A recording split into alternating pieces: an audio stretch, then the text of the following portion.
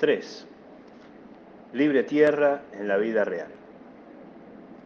Una vez realizada la expropiación, el suelo será parcelado, de acuerdo con los fines de la agricultura, de la edificación y de la industria, arrendado públicamente en subasta por un plazo de 1, 5, 10 años y aún vitalicio, según sea la oferta máxima. Deberán darse a los arrendatarios ciertas garantías generales en lo que se refiere a la estabilidad de las bases económicas para el cálculo de arriendo, de tal manera que no podrá ser asfixiado por su contrato de arriendo. Esto puede conseguirse asegurando al arrendatario precios mínimos por sus productos, adaptando sencillamente el valor de la moneda a estos precios, o bien rebajando correspondientemente el arriendo al producirse un aumento general de los salarios. En resumen, como no se trata de atormentar a los labradores, sino de crear una agricultura floreciente, con una clase de labradores fuerte y sana, se hará todo cuanto sea necesario para que el rendimiento del suelo y el arriendo estén siempre de acuerdo. En lo que se refiere a los fines agrícolas, la posibilidad de la nacionalización del suelo y ha sido probada en todo sentido por la experiencia. Esta convierte toda la propiedad en posesiones nacionales o granjas de arriendo. Y tales granjas, arrendadas, ya sea por propietarios del suelo o por el Estado, se encuentran por todas partes en el país. Por la nacionalización del suelo se generaliza un estado de cosas que ya es, y todo lo que ya es debe ser también posible de realizar. Contra las granjas de arriendo se ha argumentado ya que sus usufructuarios tienden a la explotación desmedida del suelo, más fácilmente que los labradores propietarios de sus campos, que extraen para sí todas las ventajas de la buena conservación del suelo. Se dice que el arrendatario agota el suelo para abandonarlo luego y trasladarse a otro lugar. Este argumento es quizás el único que puede hacerse contra el sistema de arriendo. En todos los demás aspectos no es posible hallar diferencias entre el arrendatario y el propietario del suelo, por lo menos en lo que a los altos y bajos de la explotación agrícola se refiere, pues ambos persiguen los mismos fines, obtener con el mínimo de esfuerzo el máximo de importe en efectivo. Que por lo demás, la explotación desmedida del suelo no es una particularidad del campo de arriendo. Puede observarse en América, donde los productores de trigo explotan el propio suelo hasta dejarlo exhausto. Chacras, trigueras agotadas por sus propios dueños, pueden adquirirse a centenares por poco dinero.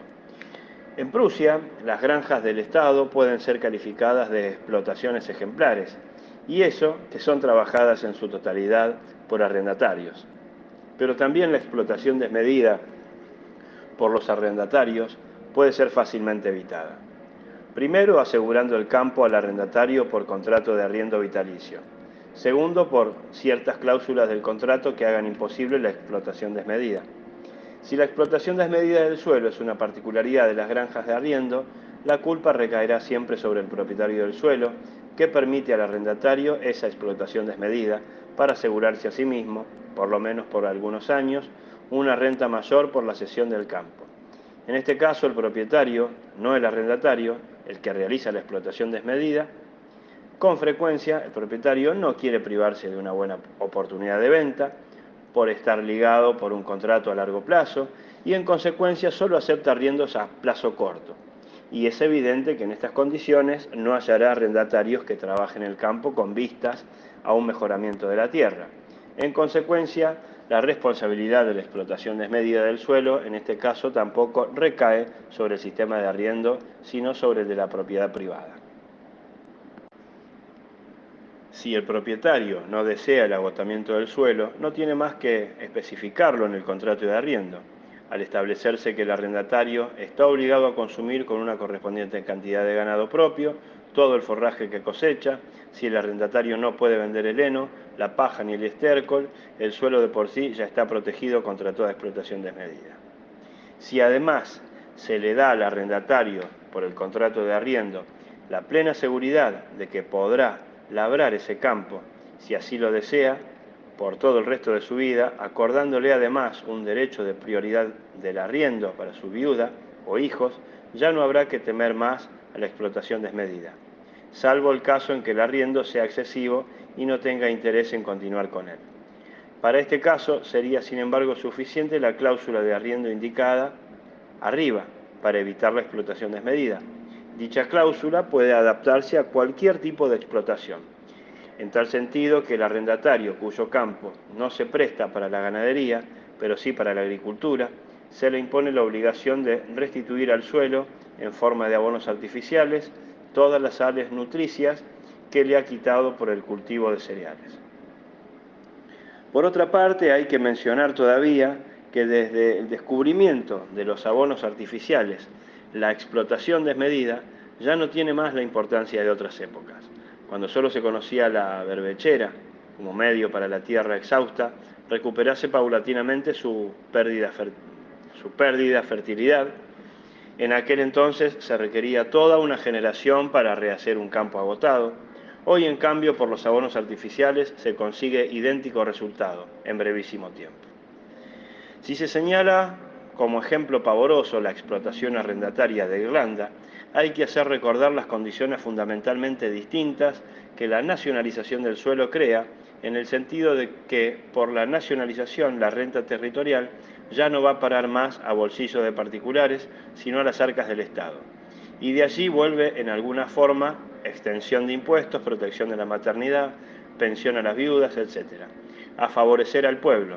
Si todo el dinero que los lores terratenientes ingleses año tras año, desde hace más de 3 siglos, extraen de Irlanda en concepto de arriendos para malgastarlo, hubiese sido conservado para el pueblo irlandés, por cierto que observaríamos otro cuadro en aquella comarca.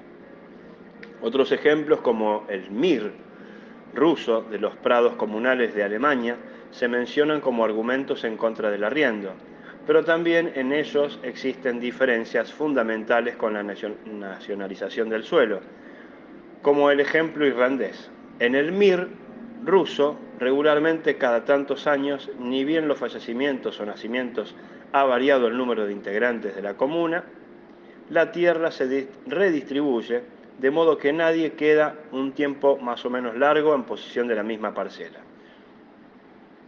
Quiere decir que todo lo que el labriego emprendería para mejorar el suelo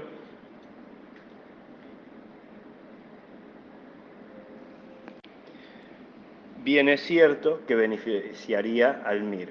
No es ni explotación colectiva ni particular. Tiene los inconvenientes de ambos y carece de sus ventajas. Si los labradores rusos cultivasen el suelo en comunidad, según el ejemplo de los menonitas, el beneficio común les enseñaría a hacer todo lo que el terrateniente suele hacer para el mejoramiento de la tierra. Si en cambio rechazan esta comunidad de bienes, deben atenerse también a las consecuencias y cumplir con todas las condiciones previas para el completo desenvolvimiento de la explotación individual. Exactamente el mismo fenómeno se observa en los prados comunales alemanes. Y si estos, por lo general, están desacreditados por su mal estado, eso se debe solamente al corto plazo de los contratos de arriendo, que admiten únicamente la explotación desmedida del suelo. Casi se gana la impresión de que los consejeros comunales tratasen intencionadamente de hacer caer en el descrédito a la propiedad comunal para forzar así un loteo de esas tierras, como lo han conseguido ya en otra oportunidad con los mismos procedimientos, si esta sospecha fuese justificada. Habría que explicar nuevamente el mal estado de los campos comunales con la propiedad particular del suelo, propiedad privada, pues solo la esperanza del loteo habría producido el abandono que se observa en los mismos. Si se persiguiese toda propuesta de loteo de los prados comunales como un delito de alta traición y se declarasen esos prados propiedad invendible de las comunas, todas las deficiencias anotadas se eliminarían fácilmente. Ante todo, el arrendatario debe tener la seguridad que todo cuanto invierta en dinero y trabajo para mejoramiento del suelo, lo aprovechará él, directamente él, y por esta razón el contrato de arriendo debe contemplar ampliamente esta seguridad, y esta premisa es muy fácil de cumplir. Por otra parte, los trabajos más importantes que deben realizarse para el mejoramiento del suelo ni siquiera pueden llevarse a cabo por el propietario en particular, si se mantiene el principio de la propiedad privada del suelo, como, por ejemplo, ¿se las arreglaría a un propietario para construir un camino a su campo a través de la propiedad del vecino que quizás está enemistado con él? ¿Cómo se puede construir un ferrocarril, un canal, atravesando las propiedades de 1000 individuos diferentes? En estos casos, el principio de la división y de la propiedad particular fracasa siempre, tan lamentablemente, que debe recurrirse invariablemente a la expropiación por vía legal. Los diques de protección contra las mareas a lo largo de la costa y de los ríos no los puede construir ningún particular. Lo mismo sucede en el caso de la desecación de tierras pantanosas, en las cuales casi nunca puede tomarse consideración con los mojones limítrofes, ya que la obra debe realizarse de acuerdo con las características topográficas y no adaptada a las condiciones de la propiedad particular. En Suiza, por desviación del curso del río Aar hacia el lago Biel, se han desecado 30.000 hectáreas de campo, participando de esta obra 4 cantones. El propietario particular no hubiese podido hacer absolutamente nada, hasta la propiedad cantonal fracasó en este caso. Al rectificarse el curso del Rin superior, no fue suficiente la propiedad federal suiza. El asunto solo pudo realizarse por medio de un tratado con Austria. ¿Cómo podría el propietario particular de las orillas del Nilo procurarse el agua necesaria para la irrigación? ¿Cómo quiere extenderse el principio de la propiedad privada del suelo sobre los bosques de los que depende el clima, las condiciones hidrológicas, la navegación y la salud de todo el pueblo? Ni el abastecimiento de los artículos de primera necesidad del pueblo puede ser confiado tranquilamente a particulares. En Escocia, por ejemplo, algunos lores, amparados por el derecho del suelo, han despoblado toda una provincia, quemaron poblaciones enteras con sus iglesias, para transformar todo en un parque de cacería. Lo mismo podría hacer en Alemania los grandes terratenientes, los mismos que para asegurar, según ellos dicen, la alimentación del pueblo, exigen derechos aduaneros para el encarecimiento del pan, los intereses de la caza, de la pesca y de la protección ornitológica son incompatibles con los principios puros de la propiedad particular del suelo.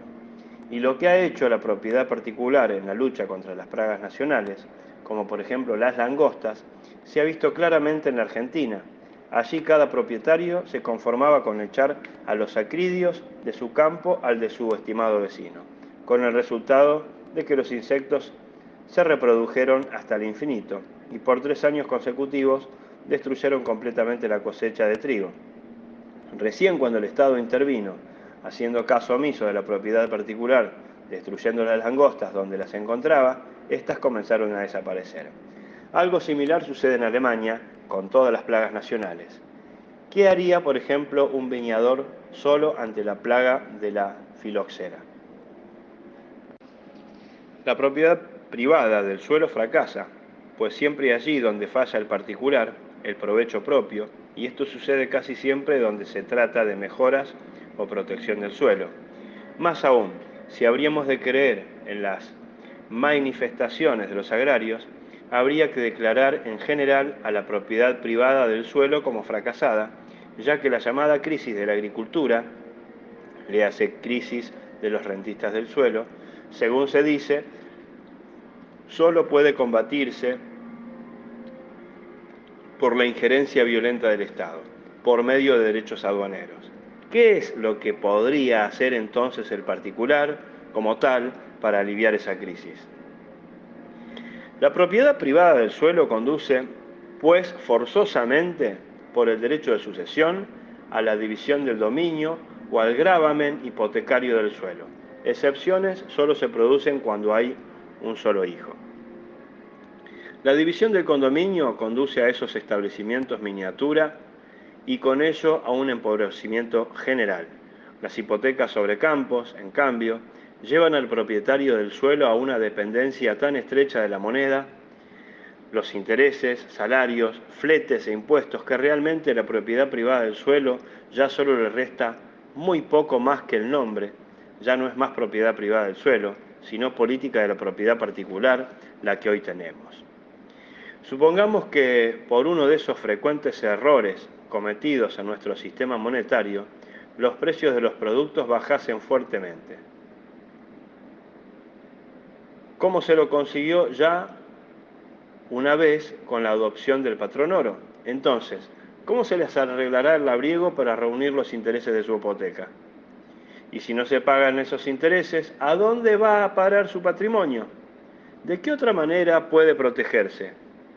Que haciendo valer su influencia sobre la legislación que le permite regular la moneda y por ende también la carga hipotecaria conforme a sus deseos. Y si dado el caso aumenta la tasa de intereses, ¿cómo podrá defenderse del martillo del rematador?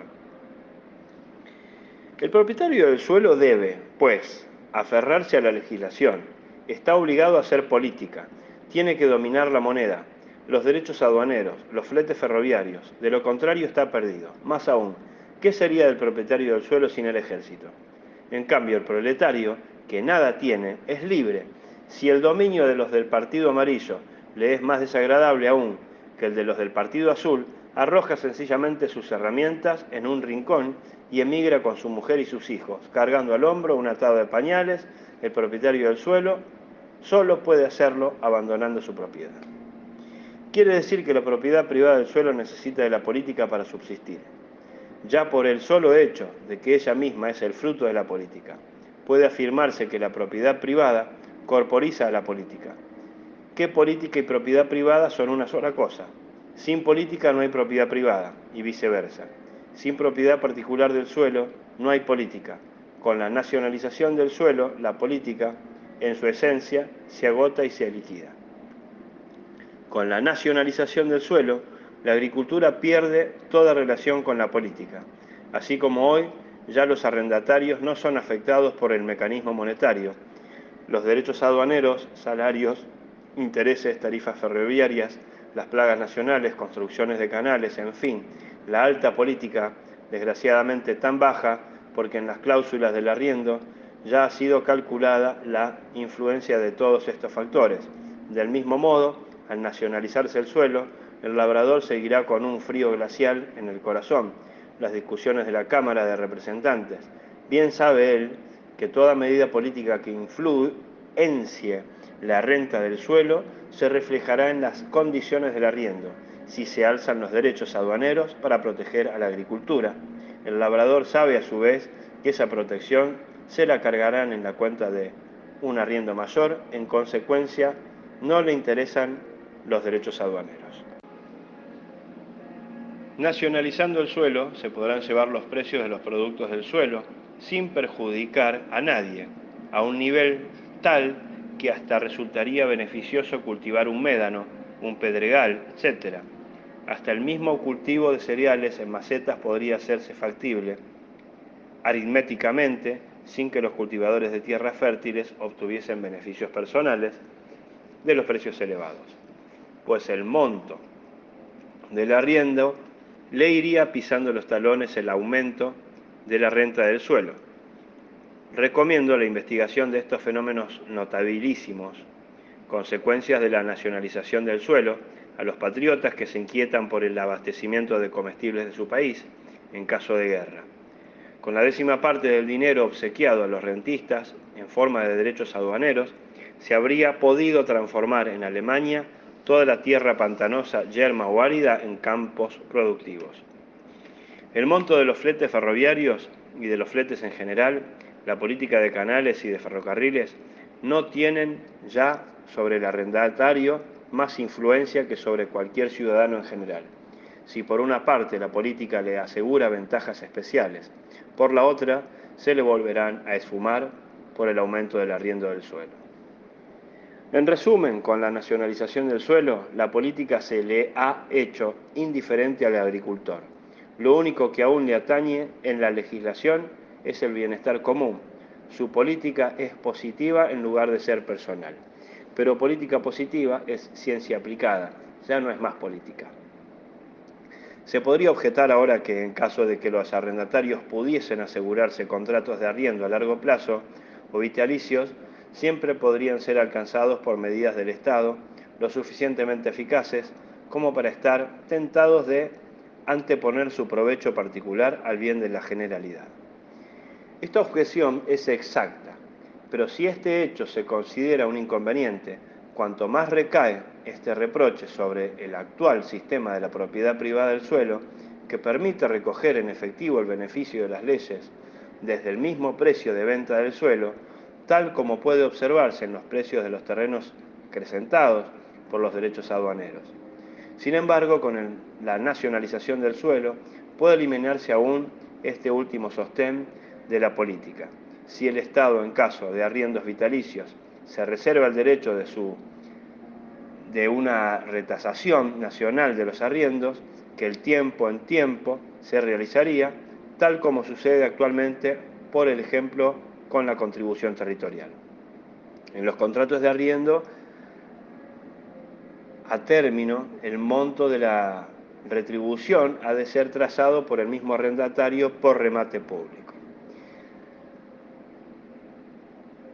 Si entonces el arrendatario sabe que todas las ventajas que puede esperar de la política vuelven a ser confiscadas por la Dirección de Impuestos, ya ni siquiera tratará de influenciar a la renta del suelo por medio de las leyes. Considerando entonces todas las circunstancias que hemos explicado en los párrafos que anteceden, un contrato de arriendo, luego de haberse nacionalizado el suelo, se realizaría más o menos de la siguiente manera. Aviso. El arriendo del establecimiento rural conocido en la región con el nombre de granja, Los Tilos, es ofrecido en remate público. El arrendamiento se realizará el día de San Martín públicamente y al mejor postor. La extensión de la granja ha sido calculada para el trabajo de un hombre, casa y establos están en buenas condiciones. Arriendo actual 500 pesos. La tierra es de calidad. 5. El clima se presta únicamente para constituciones sanas. Condiciones. Por contrato, el arrendatario se compromete al cumplimiento de las siguientes condiciones. Primero, el arrendatario no puede vender forrajes, debe criar tanto ganado como sea necesario para consumir toda la cosecha de heno y paja, se prohíbe la venta de estiércol. Segundo, el arrendatario está obligado a restituir a la tierra las sales nutricias que se le extraen por el cultivo de cereales, en forma de abonos artificiales, de tal modo que a cada tonelada de cereal correspondan 100 kilogramos de escorias, de tomas o un reemplazante equivalente. Tercero, conservar en buen estado la edificación. Cuarto, abonar por adelantado el importe del arriendo o presentar un garante. La Administración del Estado, a su vez, se compromete a, primero, no rescindir el contrato de arriendo de la granja mientras el arrendatario cumpla con sus obligaciones. Segundo, conceder a la viuda y a los herederos directos del arrendatario un derecho de propiedad de arriendo, en forma de un descuento del 10% sobre la oferta máxima obtenida en el remate del arriendo. Tercero, rescindir el contrato de arriendo en cualquier momento o pedido del arrendatario contra pago de una indemnización equivalente a 1/3 del monto anual del arriendo. Cuarto, no variar los fletes ferroviarios para cereales por el término del contrato. Quinto, efectuar una determinación exacta de los salarios para poder reducir correspondientemente el monto del arriendo en caso de aumentar aquellos y a la inversa, aumentar el arriendo si disminuyen los salarios, cuando se trata de contratos vitalicios. Sexto, efectuar las construcciones nuevas que eventualmente se hagan necesarias contra un aumento del monto del arriendo, equivalente al interés de los gastos demandados por la construcción.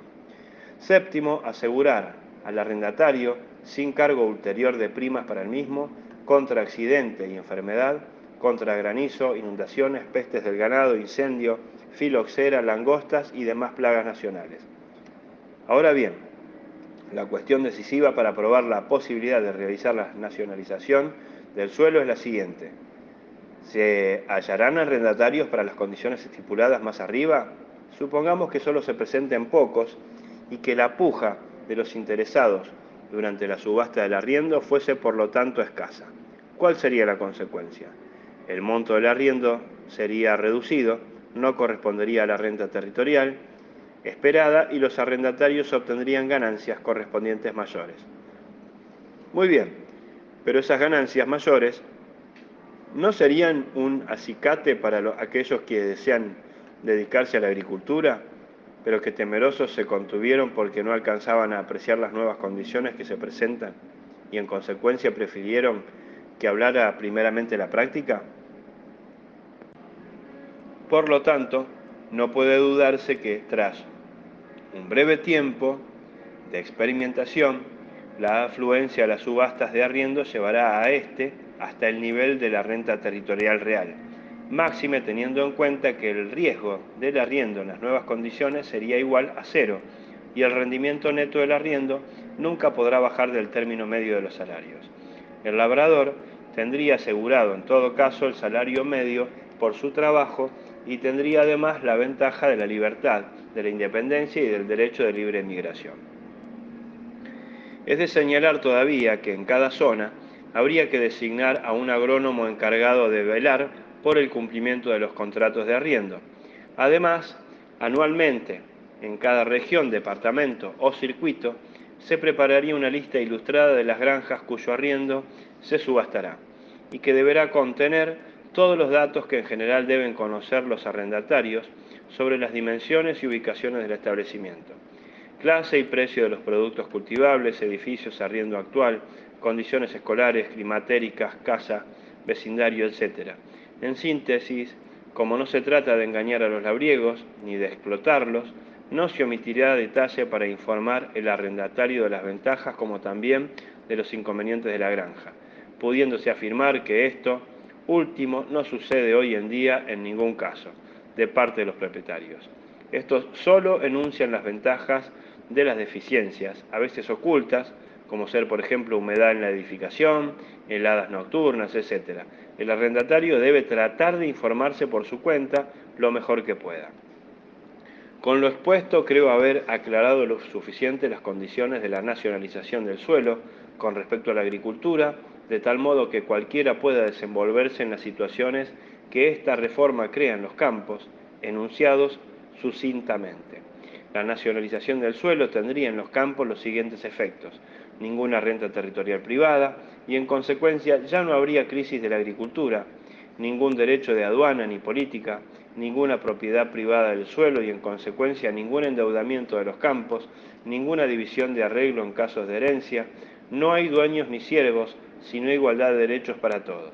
No hay propiedad particular y, por lo tanto, libertad absoluta de emigración con sus consecuencias beneficiosas para la salud, el carácter, la religión y la cultura y el bienestar y la alegría de vivir. En la minería, la nacionalización posiblemente sería un poco más fácil de llevar a cabo que en la agricultura, ya que aquí puede desistirse del arrendamiento, entregándose la explotación de los productos minerales sencillamente a destajo por un tanto. El Estado entrega la explotación a destajo, a un empresario o a una cooperativa de obreros. Pagaría por tonelada en precio o sueldo fijado en base de exigencia mínima, y vende a su vez el producto extraído al mejor postor. La diferencia entre ambos precios ingresa a las arcas del Estado en concepto de renta del suelo. Este procedimiento extraordinariamente sencillo puede aplicarse directamente en todas aquellas explotaciones en las que no son necesarias instalaciones especiales de carácter permanente, como ser en las turberas, yacimientos de carbón, depósitos de cantos rodados, arcilla y arena, canteras y campos petrolíferos. Es el mismo procedimiento que desde hace siglos se ha generalizado ya en los bosques fiscales y cuyos buenos resultados se han probado ampliamente. La administración de los bosques conviene en público destajo el salario que se ha de pagar por metro cúbico de madera, obteniendo la adjudicación el de menor precio. Luego la madera volteada, cortada y clasificada según tamaño se vende en remate público al mejor postor. Prácticamente no existe allí posibilidad de fraude, ya que ni bien las medidas no son exactas, el comprador rechaza la entrega. Análogamente, se procedería también en la minería. Los compradores hasta vigilarían el trabajo en la mina. Para los obreros sería fácil unirse para el trabajo en común, prescindiendo del empresario, lo que hoy en día tendrían que aprender aún, ya que no se requiere prácticamente ningún capital de explotación. La mina es de propiedad del Estado, los trabajadores necesitan, por lo tanto, solo sus herramientas. En la mina de carbón, como en general en toda explotación profunda, las cosas se complican por la instalación mecánica, pudiéndose, sin embargo, seguir varios caminos, viables todos ellos. Primero, el Estado suministra la maquinaria, asegura a los obreros contra muerte y accidente, y por lo demás procede como se ha expresado más arriba, es decir, entrega la explotación a destajo por un tanto a diferentes obreros. Este procedimiento es el que se está aplicando hoy en general en las minas particulares o del Estado. Segundo, en el caso anterior, el Estado suministra la maquinaria y la entrega y explotación íntegra o destajo a una cooperativa de trabajadores. No tengo noticia de si este procedimiento se emplea en alguna parte. Tendría sus ventajas para obreros de ideas comunistas, pues en esta forma esos trabajadores aprenderían a gobernarse a sí mismos. Tercero, el Estado cede a las cooperativas obreras toda la explotación minera con su respectiva maquinaria, abona a la cooperativa un precio convenido en destajo público por los productos extraídos y los vende a su vez al mejor postor, como en el caso 1 y 2. Un cuarto procedimiento por el cual se cedería a los obreros a sí mismos la venta del producto no es recomendable, ya que el precio de venta es influenciado por muchos factores. El procedimiento primero posiblemente sería el que mejor se prestaría a las explotaciones mineras muy grandes, con miles de obreros para establecimientos medianos, el segundo, y para los más pequeños el procedimiento tercero. La diferencia entre el producto de la venta y el costo de la explotación ingresaría al Tesoro Nacional en concepto de renta del suelo. Para la venta de los productos pueden seguirse dos caminos. Primero, precio fijo año tras año para todos los productos en los que la naturaleza de las condiciones admite una explotación ilimitada, de modo que es seguro que la demanda que se presente a este precio fijo podrá ser siempre satisfecha. La condición esencial para este procedimiento es la conformación homogénea de la producción. Segunda, remate público, siempre y cuando los productos son desiguales y su extracción no pueda adaptarse a cualquier demanda posible. Si los productos se vendiesen a precio fijo y no se estuviese en condiciones de suministrar cualquier cantidad deseada, los acaparadores, especuladores, aprovecharían de la situación. Si la conformación es desigual, solo pueden evitarse las quejas por el remate público. Un producto del suelo, de tipo esencial, lo constituyen las fuerzas hidráulicas, que ya en el presente desempeñan en muchas partes un papel muy importante, y cuya significación solo puede ir en aumento con el progreso de la técnica. Para usinas mayores, que suministran al municipio luz y fuerza para las industrias, la nacionalización sería lo más sencillo, especialmente por el hecho de que el servicio y la atención de estos establecimientos, dada su simplicidad, se presta a ello. Para las usinas menores, que están agregadas directamente a industrias, como molinos o aserraderos, sería apropiada la venta de la energía eléctrica a un precio uniforme, concordante con los precios del carbón. Dificultades algo mayores presenta la nacionalización del suelo en la ciudad, suponiendo que, por una parte, no se quiere proceder arbitrariamente y por otra se la quiere asegurar al Estado la renta íntegra, si no se le asigna mucho valor a la exactitud. Es suficiente el procedimiento de arriendo aplicado a la mayor parte de la ciudad de Londres. De acuerdo con este sistema, se le asegura al arrendatario el suelo, para los fines que desee, por un plazo largo, 50-70, en Londres, 99 años, contra un interés anual fijado de antemano para todo el término del arriendo. Los derechos del arrendatario son vendibles y hereditarios, de modo que también pueden ser vendidos los edificios construidos sobre los solares en cuestión. Si ahora en el transcurso del tiempo y en 100 años puede cambiar mucho, Aumenta la renta del suelo, el arrendatario percibe la ganancia, que tal como sucede en Londres, puede ser muy elevada. Si la renta del suelo baja, el arrendatario debe cargar con la pérdida, que también pueden ser cuantiosas. Como los edificios que se han construido sobre los solares constituyen a la vez la garantía del pago puntual del arriendo, el arrendatario no puede eludir la pérdida, el monto total de los alquileres de los edificios constituye la seguridad para el propietario del suelo. Pero la historia de Babilonia, Roma, Venecia nos enseña que la evolución de las ciudades está plena de alternativas y que en frecuencia pequeñas causas pueden tocar el nudo vital de una ciudad. El descubrimiento de la ruta marítima a la India produjo el derrumbe de Venecia, Génova, Nuremberg y desvió el tránsito marítimo hacia Lisboa. Con la apertura del canal de Suez, Génova volvió de nuevo a la vida. Algo parecido le sucederá posiblemente a Constantinopla con la inauguración del ferrocarril a Bagdad. También ha de tenerse nuevamente en cuenta que nuestras actuales leyes monetarias no protegen a nadie contra una política monetaria dirigida por los interesados en una baja de precios, tal como sucedió ya en 1873, cuando se le retiró a la plata el derecho de acuñación.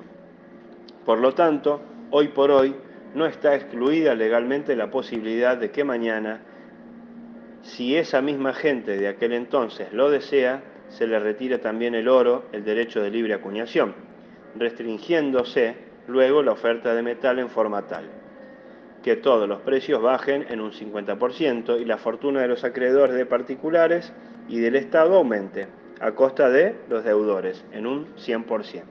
En Austria se ha hecho esto con la moneda de papel, en la India con la moneda de plata. ¿Por qué no ensayar la misma proeza una vez también con el oro?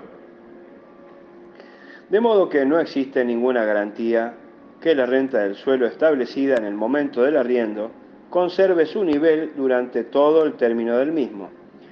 Por influencia de la política y de las miles circunstancias económicas a la que se agrega todavía la posibilidad de que el actual éxodo de campesinos con la nacionalización del suelo se transforme en un éxodo de la población ciudadana, todo arriendo a largo plazo implicará un riesgo considerable y este riesgo de pérdida debe pagarlo el arrendador, es decir, en este caso, el Estado, en forma de un arriendo considerablemente rebajado. Queda pues por contestar también al interrogante de ¿qué se hará con las construcciones al término del arrendamiento? Si de acuerdo con el contrato los edificios pasan sin cargo a poder del Estado, el arrendatario de antemano calculará la solidez de la construcción de tal modo que no exceda en duración al plazo del arriendo, de manera que en la mayoría de los casos el Estado se vería en la necesidad de enajenarlos para la demolición. Si bien ofrece ciertas ventajas que los edificios no se construyan para la eternidad, pues en cada refección puede aprovecharse los progresos experimentados por la técnica edilicia, pero los inconvenientes predominan. Como se lo puede observar en el caso de los ferrocarriles franceses, allí también se le ha arrendado a las empresas ferroviarias privadas el terreno necesario, por el término de 99 años, con la condición de que, vencido el convenio, el conjunto pase gratuitamente al Estado. Pero todas las construcciones, como asimismo su conservación, se realiza con vistas a dicha cláusula, no se le quiere ceder al Estado más que lo estrictamente necesario. Por así decir, un anciano agonizante, nada más que trastos viejos, gastados y destartalados escombros. En fin, a ello se debe que, debido a este contrato irreflexivo, los ferrocarriles franceses dan en general la impresión de abandono, y eso ya ahora, mucho antes del vencimiento de la concesión.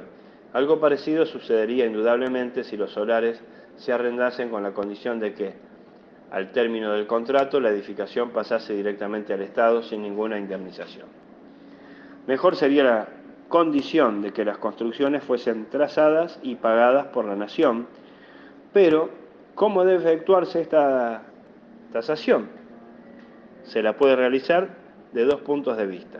Primero, por su utilidad económica, distribución, ubicación.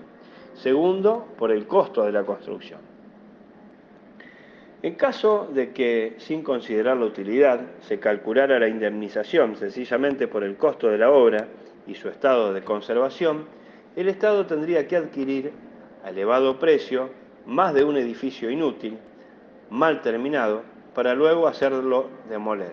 Los arquitectos idearían planos descabellados, irresponsables, en la seguridad de que cualquiera fuese el resultado, el Estado cargaría con los gastos. Si se deja de lado el costo de la construcción y se admiten otros factores para la tasación, habría de presentar entonces los planos del edificio al Estado para su aprobación.